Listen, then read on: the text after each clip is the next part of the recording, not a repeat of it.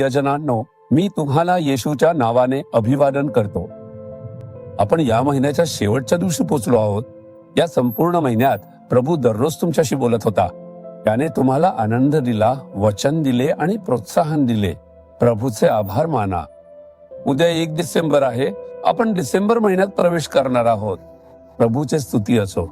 तुम्ही इथे जे पाहत आहात ते काहिरो, इजिप्त मधील एक भव्य पिरामिड आहे. असे म्हणतात की इजिप्त देशात सुमारे 107 पिरामिड्स आहेत. हे हरगैसा नावाच्या ठिकाणचे एक पिरामिड आहे. येथे एकूण 9 पिरामिड्स आहेत. त्यापैकी 3 लहान आणि 6 मोठी आहेत. मोठ्या पिरामिड्स मध्ये राजे पुरले गेले होते. लहान पिरामिड्स मध्ये राण्या पुरल्या गेल्या होत्या. हे जगातील सर्वात मोठे पिरामिड आहे, ज्याला गिझा म्हणतात. हे पिरामिड सर्वात मोठे आहे आणि खूप प्रसिद्ध देखील आहे. त्याच्या सर्व 4ही बाजू 220 फूट लांब आहेत आणि त्या सर्व बाजू एकसारख्या म्हणजे समान आकाराच्या आहेत. या पिरामिडची उंची तब्बल 146 मीटर आहे, जी खूपच प्रभावी आहे. हे पिरामिड प्राचीन काळात बांधले गेले होते आणि आजही ते जगातील एक अद्भुत वास्तू मानली जाते. म्हणजेच ती सुमारे 450 फूट आहे. त्याचे दगड पहा. हे त्यांनी सुमारे 3500 ते 4000 वर्षांपूर्वी बांधले होते. तो काळ असा होता की लोखंड किंवा इतर धातू सापडले नव्हते. हे दगड त्यांनी इतक्या अचूक आकारात कापून इथे कसे आणले हे खरंच आश्चर्यकारक आहे. यात ठेवलेला प्रत्येक दगड 1 ते 2 टन वजनाचा आहे. 8 टन वजनाचे दगडही इथे आहेत. म्हणजेच प्रत्येक दगडाचं वजन हजारो किलो आहे. त्यांनी हे दगड एकावर एक रचून एवढ्या उंचीपर्यंत पोहोचवले. हे इतकं अद्भुत आहे. जगभरातून हजारो पर्यटक हे पाहण्यासाठी इथे येत असतात.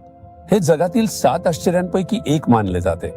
बरं, तुम्ही विचारत आहात का आज प्रभू माझ्यासाठी कोणता शब्द ठेवतोय? स्तोत्र 23. नक्कीच माझ्या आयुष्यातील सर्व दिवस प्रभूची भलाई आणि दया माझ्या मागे येतील. एक गोष्ट तुम्ही विश्वासाने म्हणायलाच हवी की प्रभू माझ्यावर भला करतो. त्याची कृपा मला टिकवून ठेवते आहे. फक्त या महिन्यातच नाही तर माझ्या संपूर्ण आयुष्यात मृत्यू येईपर्यंत किंवा प्रभू परत येईपर्यंत माझ्या आयुष्यातील सर्व दिवस प्रभूची भलाई आणि दया माझ्या मागे येतील. म्हणून मला ज्या ज्या भल्याची गरज आहे प्रभू ते मला देतच राहील. हे विश्वास ठेवा आणि मग तुम्हाला कधीच कोणत्याही चांगल्या गोष्टीची कमतरता भासणार नाही. आज तुम्हाला कुठल्या तरी चांगल्या गोष्टीची गरज नाही का? तुम्हाला काही भल्याची गरज आहे. प्रभू आज ती चांगली गोष्ट तुम्हाला देईल. कदाचित उद्या तुम्हाला दुसऱ्या कुठल्या तरी चांगल्या गोष्टीची गरज भासेल, तो तीही देईल. भलाई तुमच्या आयुष्यातील सर्व दिवस तुमच्या मागे येत राहील. कृपा, प्रभूची कृपा खूप महत्वाची आहे. कृपा म्हणजे देव आपल्यावर दाखवतो तो उपकार.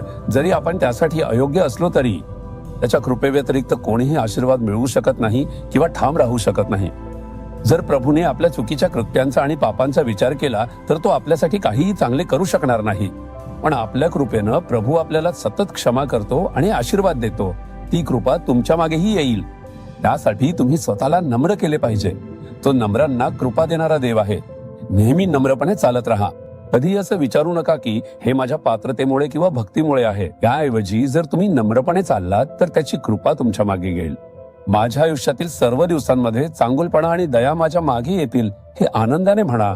प्रभूची दया आणि चांगुलपणा तुमच्या मागे येतील. येशूच्या नावाने चांगुलपणा आणि दया माझ्या, आपल्या आणि आपल्या कुटुंबाच्या आयुष्यातील सर्व दिवसांमध्ये आमच्या मागे येतील. येशूच्या नावाने आमेन. आमेन. जीसस रिडीम्ड मराठी ह्या यूट्यूब चॅनेलला सबस्क्राईब करा. सबस्क्राईब बटनावर क्लिक करा आणि बेल चिन्हावरही क्लिक करा. दररोजच्या नवीन कार्यक्रमांची माहिती मिळवा.